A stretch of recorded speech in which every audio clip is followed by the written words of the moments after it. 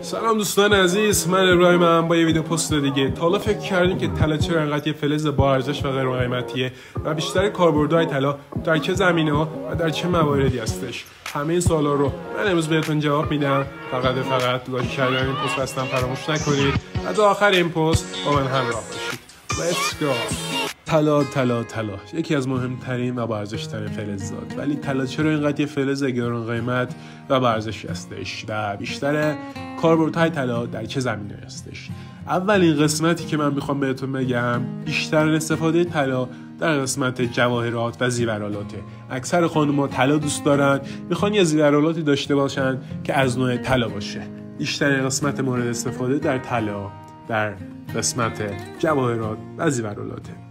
طلا یک رسانه الکتریکی فوق‌العاده خوب، فوق‌العاده قوی و کاربردیه. اکثر گوشی‌های همراه، تبلت‌ها، رایانه‌های ما تو بخشایی از خودشون طلا دارن، چون رسانه الکتریکی خیلی خوبی هستش. تو قسمت‌های دندانپزشکی از طلا هم خیلی کاربرد استفاده می‌کنن. تو بخش پر کردن دندان و سایر قسمت‌های دندانپزشکی از طلا استفاده خیلی خوبی می‌کنن.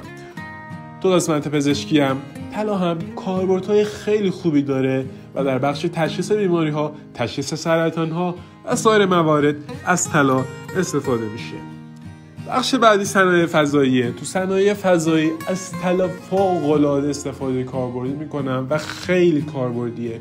اکثر بخش‌های فضانوردان حداقلش یه گوشه‌ای از طلا توی خودشون دارن و تو سفینه‌ها یا تو لباس فضانوردی خودشون یک قسمتی از بدنشون داره طلا هستش.